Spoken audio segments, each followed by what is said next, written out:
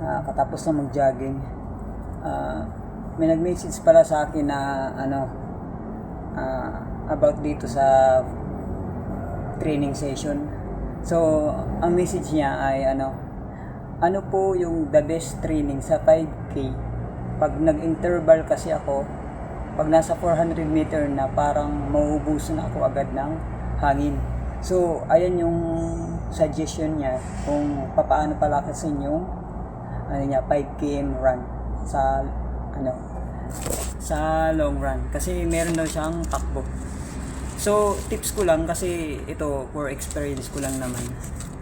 So, di na tayo magtatagal. Sa training mo sa 5K, nakadepende kasi yan sa atin. Depende sa iyo, depende sa iba. Kasi kung ang target mo sa 5 km, yun. Yung iba 10 km yung target nila, yung time na dapat makuha. Tapos yung iba naman 3K, ganun, half marathon, marathon, or ultra marathon. So sa'yo, sa training mo sa 5K, yung purpose mo kung paano mo papalakasin yung interval mo. Kasi ang point mo dito is yung 400 meter na parang naubusan ka na agad ng hangin. Para sa akin, para sa akin, unang-una, meron ka ng weekly training program na gagawin mo every week. So, dapat sa every week na yun, nasusunod mo yun. Kasi meron yan magkakaiba, hindi yan diretsa na pare-parehas lang.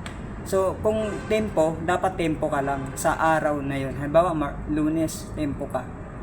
Tapos, pagka Martes, ganun, easy run ka, long run. Depende kung anong hit target mo sa long run. Kung 5K, dapat nasa 10 km, above 15, ganun, sa easy long run mo. Tapos, strength session ka na, ganun. Tapos, tawag dito, LSD, yun. Tapos, syempre, ang pinaka the best dun, yung pahinga mo, yung rest day mo, kasi dyan tayo maglalakas eh. Dyan din yung dagdag natin na magpapatibay. Tapos magpapa-relax ng natin ng average pace, average heart rate, or HR.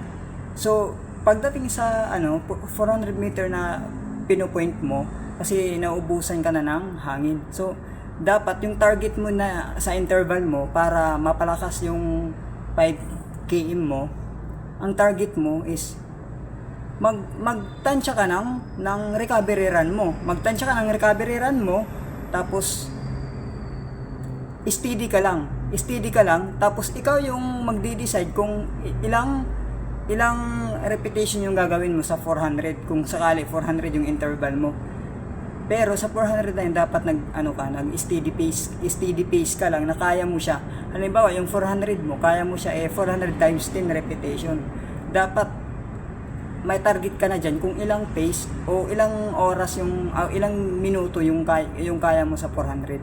So, dapat mag-maintain ka dyan na yung HR mo, hindi siya tataas ng 160 HR. Dapat nasa nasa 150.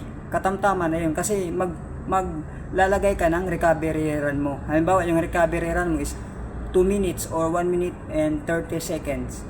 Yun. After 1 minute and 30 seconds, go ka na ulit sa another repetition mo sa 400.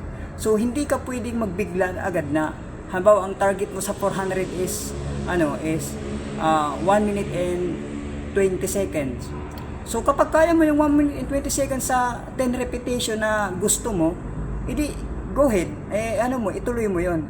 Pero kung sa tingin mo, sa unang repetition pa lang, pangalawa, pangatlo, tapos yung time mo parehas lang, hindi nagkakalayo sa 1 minute and 20, pero tagilid ka na, nararamdaman mo pagdating sa 4th and 5th and so on sa repetition na yun, is parang bumabagal ka na, tumataas ang HR mo, magtaas ka ng time mo sa 400.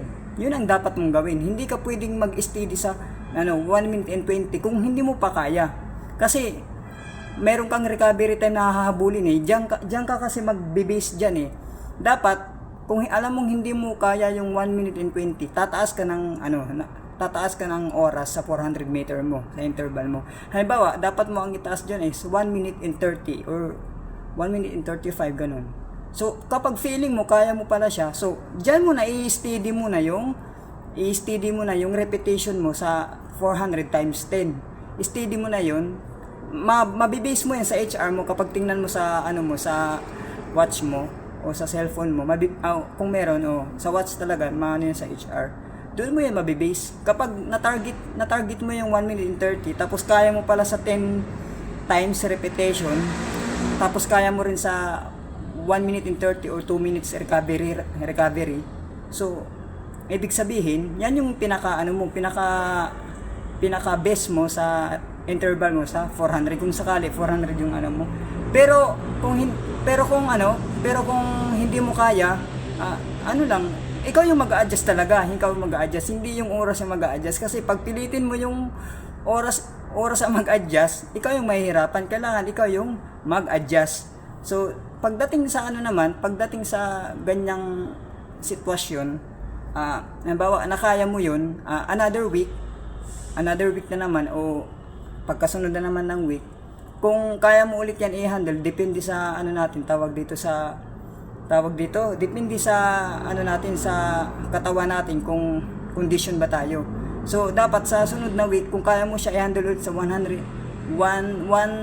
minute and 30 seconds sa 400, tapos 1 minute and 30 seconds or 2 minutes na recovery, so ituloy mo lang. Kapag maramdaman mo na easy mo na, ibig sabihin nag-i-improve ka na dun. So kailangan mo na i-improve yung doon mo na sasabihin na ay kaya ko na. So magbabawas ka na ng time para lumakas ka. Magbabawas ka ng time na mula sa 1 minute and 30 seconds, kailangan mo na magbawas ng 5 seconds or 10. Sabihin natin 10 seconds, 1 minute and 20 ka na. Tapos steady ka ulit sa 1 minute and 30 or 2 minutes sa recovery run mo. Kapag kaya mo na ulit yon, sunod na week naman, magde-decide ka na naman kung ang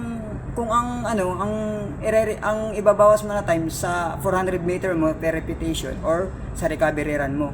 Kung gusto mo mag 1 minute na lang yung recovery mo, yun. Yan yung magpapalakas sa'yo. Tapos, dagdag ko pa, pag kaya mo na yan sa ganyang sitwasyon, bawas ka lang ng time sa recovery and time sa 400 meter mo. And then, strength session, yun yung pinaka-debis, magbubuhat-buhat, hindi palaging takbo lang ng takbo. Din sa pagkain, kailangan go ka lang, lagi kang kasi, pero ang pinaka the best sa atin, yung lagi mo nagagawa yung training program mo every week. Kumbaga, madidili mo siya palagi. Lagi mong mindset, nadidisiplina ka na ganyan yung dapat mong gawin, hindi mo siya ihinto. Kung meron kang pagkakabisihan sa araw na yun, dapat babawi ka pa rin dyan. So yun lang yung maibibigay ko sa iyo na experience ko about dyan. So sana nakatulong sa iyo. Salamat.